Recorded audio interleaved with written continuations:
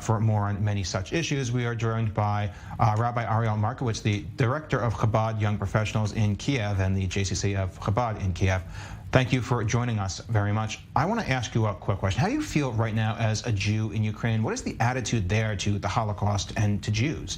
Do you think it's possible to compare, as many people in the government there have done, World War II and the Holocaust to the war in Ukraine now? Hello, everyone. As I'm living in Kiev in the last 25 years, I can tell you for sure that my feeling, not just today, not just in the Holocaust Memorial Day, is that the Ukrainian people, the people lives in Kiev, the people that I meet and I know, they respect us very much. And of course, they want peace. And of course, they want to live the same as everyone else. My family from Ukraine, my father was born in Ukraine, my grandparents were born in Ukraine. And in the Holocaust, of course, we had very hard time, very difficult time.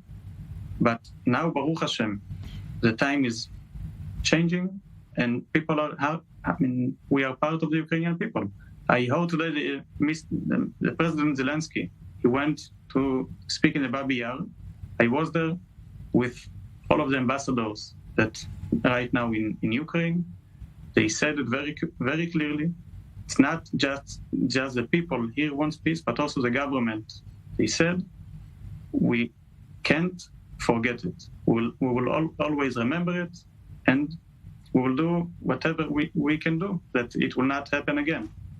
It's all of the religious leaders, all of the government, and most important, the people themselves want to have peace.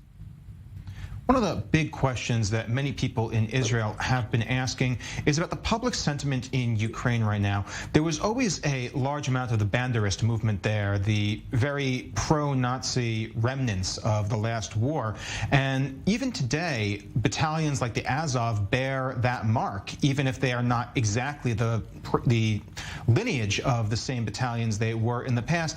Is that idea, that Banderist remnant, being so woven into society by the prominence of groups like that Jews in Kiev or Ukraine as a whole are feeling worried? Of course, we are very much worried to know and to hear that people are taking horrible, they're doing horrible things, but in fact, and right now I'm in Kiev, I'm living here in the last more than 20 years, and now that I don't feel here outsider, but always the Ukrainians give me to feel here one of them. They're very happy to see me as a rabbi and all of the Ukrainian people. All of the Ukrainian people, we must remember, we are part of the Ukrainians.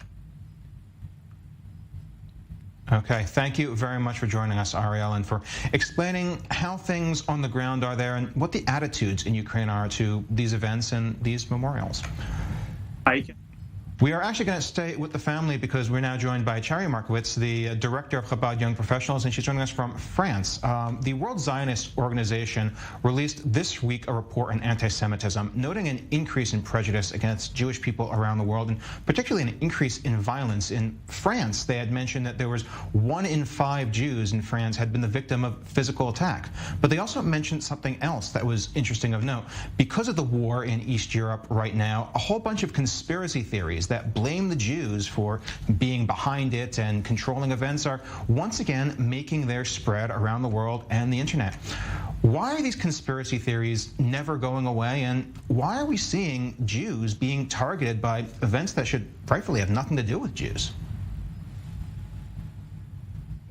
Hi, everyone.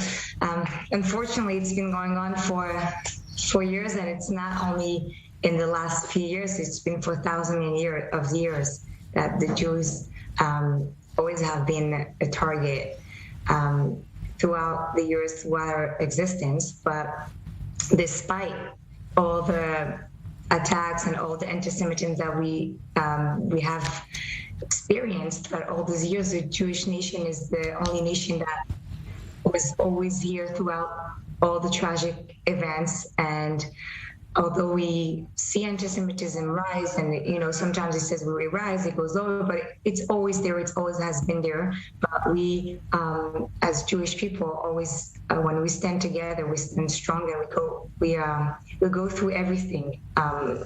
Unfortunately, we don't have an answer why, because it always has been there. But we are a strong nation, and throughout all the years of anti-Semitism, we'll always rise and come out of it even stronger.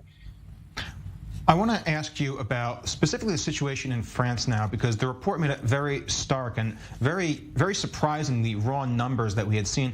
When we're talking about the situation in France, is anti-Semitism there really part of the old vanguard, the old far-right movements that people are familiar with, or how much of this is being driven by the new sort of anti-Semitism that's being brought into France from mass immigration from the Middle East? What is pushing things on the ground in France to give us that 20% physical assault rate?